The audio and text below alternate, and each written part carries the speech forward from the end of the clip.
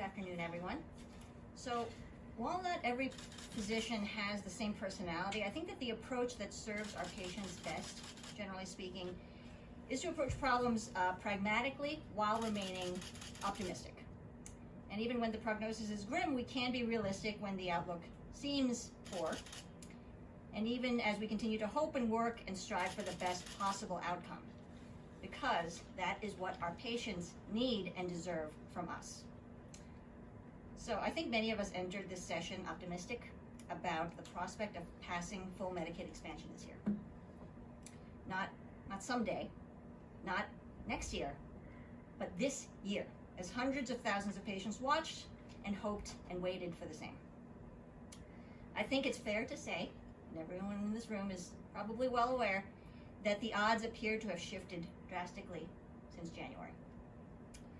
Some, I think, have written off the issue entirely, chalking it up to intentions that outstripped our political will. Some say it was foolish that we ever hoped it could happen. But until that gavel comes down on sine die, I will not believe that, because I still believe that this body can accomplish something transformative together. And until it's over, I think we owe it to people to try. Over the past few months, I've had so many conversations with our Republican colleagues, talking dozens of strong moral members of the Republican leadership who have told me privately and increasingly publicly that they recognize unavoidably that full Medicaid expansion must be the way forward for our state. And while they fight a partisan monster of their own creation, this can no longer be a partisan issue, but a practical, fiscally responsible, ethically clear choice. How they can know this and still be able to walk away from this hope and this expectation and say, maybe we'll try again next year, is beyond my comprehension. Because some of those waiting for healthcare coverage may not have a next year. And frankly, some of us might not have a next year either.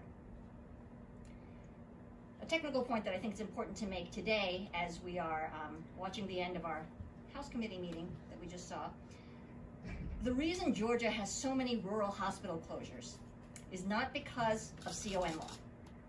The reason Georgia has so many rural hospital closures is due to the huge burden of uncompensated care costs in a state with one of the highest uninsurance rates in the nation. And while I appreciate the attention to rural communities, revising CON alone does not increase care access for patients in the coverage gap. Just like opening 20 new restaurants would not address chronic hunger in those who cannot afford to buy food. This is my 4th year in the legislature, and every single day I've spent in this job, I hear people talking about strategies to gain and hold on to the majority. I understand that this has been part of the strategy here too, as every decision is weighed against its enhancement or detraction from that majority hold on power. But what is the point of having that power if you cannot use it for such a clear and powerful good? It's been 10 years. We don't need more meetings. We don't need another study committee. We do not need another joint commission to tabulate and retabulate the numbers that we already have. Why are you still so afraid? What are you waiting for? You fight to hold the majority so that you have the ability to act. You hold the majority so that you have the power to do what you think is right. And if you can't do that, consider why you deserve to hold the majority at all. So I'm a realist. I recognize a poor prognosis when I see it, but I owe it to my patients and to all our patients to note that there is still time. So many of our Republican colleagues know that full Medicaid expansion is the right choice. I know because they've told me. I just wish they would tell Georgians this too, not just in word, but in deed. But there is still time.